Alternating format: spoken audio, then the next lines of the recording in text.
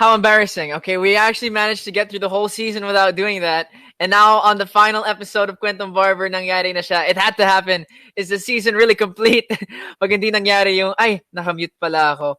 But hello, welcome everyone to the finale of Kwentong Barber. I'm Edward Barber. And of course, this is the show where we tell stories. We tell the stories. We tell what's behind the mask, what's behind the story, what's behind the story, the what's behind the image, everything in the background. We want to see all of that here on Kwentong Barber, but of course, we want to welcome you guys because medyo it's been a while, not since the last episode, but we've been waiting a while for this. And what can I say? I'm nervous. I'm excited. I was talking to Ate Yana and Ate Feliz of the Kwentong Barber team and the mixed team. And, we're a little nervous to see how today goes out because, of course, it's a huge technical feat because we'll be streaming something live, but it's pre-taped.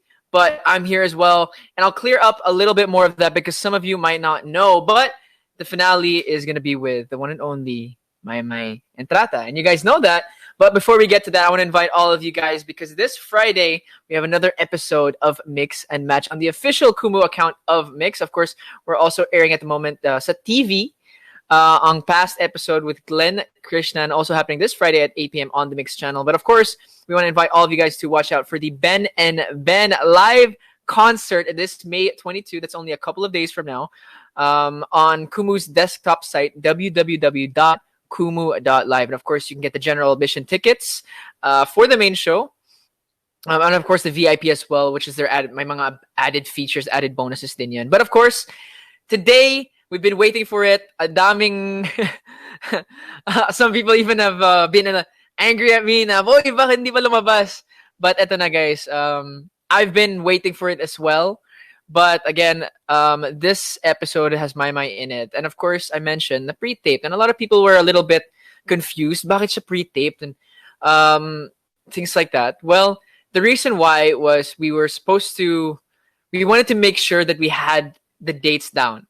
But we had a lot of problems throughout this, hindi naman problems, but situations throughout the season where we wanted to make sure na sigurado na itong date we can have the guest. Because if not, ang pangit naman if I said from the beginning na siya yung magiging guest, tapos biglang hindi siya available sa required date. So we wanted to make sure that Maima was available, of course, very, very busy then, even throughout the pandemic. So that was that. That's the reason why it had to be pre-taped. But also, there's a question, why do we do it virtually? And I've talked about this a little bit. Of course, there are COVID regulations.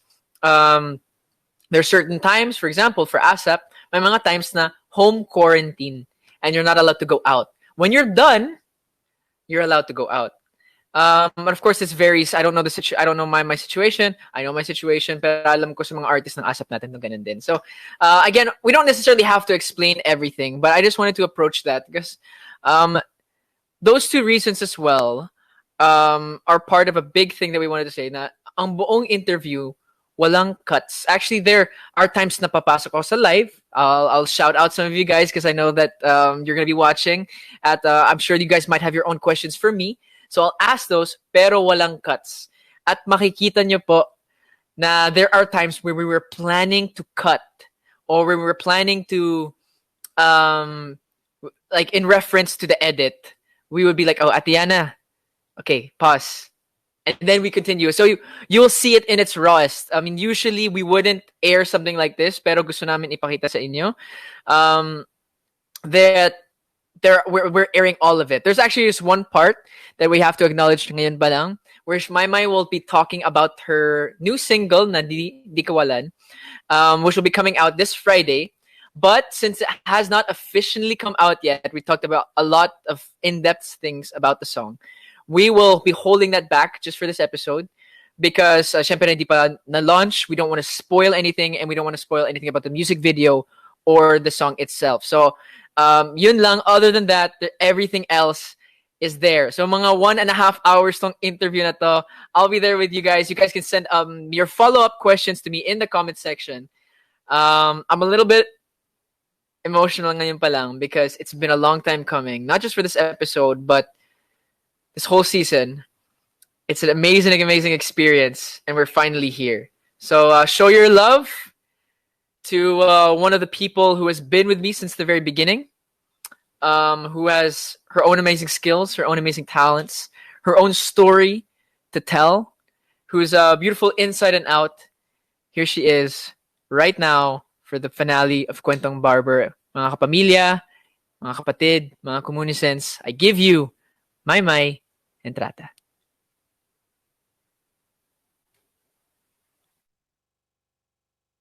All right, here she is, everyone. We've been waiting for quite some time. It's been a couple of months, and the long wait is over. I give you the one and only Maymay Entrata. Here she is. Gusto mo yung intro na yan, May? Ay, what Kalma lang yung to? intro. Hindi. Kwentong Barber ito. Ito yung finale. Ay, sorry. Nalito yata ako. Wow, congrats. Congrats, Edward. Dahil nga, finale na nga ito. At sobrang ko naman, pakiramdam na special na guest dito, no po? Kasi nga talagang finale. At gusto ko lang mag-hi sa lahat ng mga Kuminizens at sa lahat ng mga fans na nanonood sa atin. Magandang gabi po. At sobrang kinagagalak ko. Nasa wakas, nandito na po ako sa Kwentong Barber.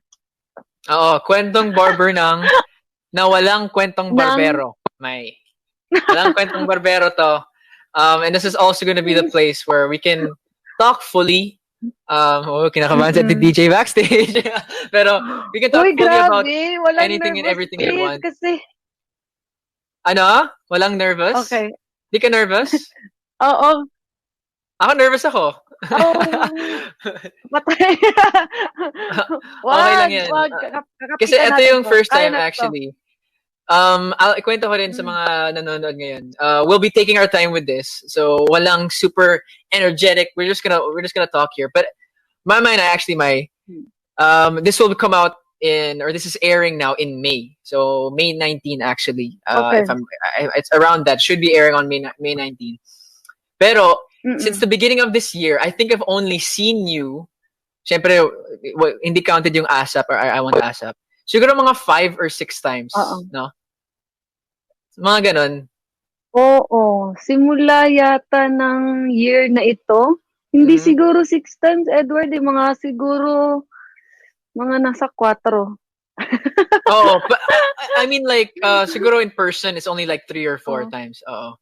So, of course, there's no reason. But of course, COVID restrictions, work, hindi magkatugma yung mga guesting sa ASAP. But yeah, so now we're here. Pero speaking of ASAP, and I'll jump straight into the interview. Something I'm so happy to see, talagang natutuwa ako, nagagalingan ako, is yung mga performances mo sa ASAP. Like super nakikita ko yung pinapanood ko yung mga prods. Syempre may mga nagtatag sa akin, nagsisend ng mga videos. Sabi ko, iba talaga to. Kasi, I remember, naalala ko yung mga times na nandun tayo sa gym, sa common gym area. Tapos nagre-rehearse tayo ng mga prods for ASAP. Like 15, 20 times the day before. Tapos ngayon, di na kailangan. Di mo na kailangan yan. May mga 7 prods per taping. No, seryoso. Huwag mo sabihin kasi... Huwag mo i-deflect yung compliment kasi magaling ka talaga. So, now that you're there, nagpe-perform ka na, nagta-transform ka on stage. Anong pakiramdam, May? Kwentuhan mo kami. Ang pakiramdam ko, wag mo silang bulahin, Edward, dahil ang totoo, hindi hanggang kita ngayon, binobola, May. ay nagpe-prepare pa rin ako. Okay. Well, hindi naman gaya dati na sobrang, alam mo yung hirap na hirap. At least ngayon, nakaka-adjust na tayo. Nakaka-adjust na ako, lalo na every Sunday ako at naging regular na ako sa ASAP natin to.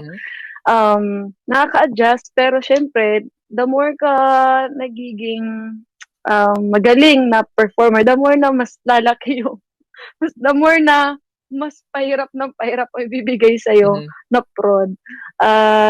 Which is sa akin naman, okay naman sa akin yun dahil nga doon naman tayo nag-grow kapag may mga mahihirap na challenges or may mga mahihirap na gawin na hindi pa natin nagagawa.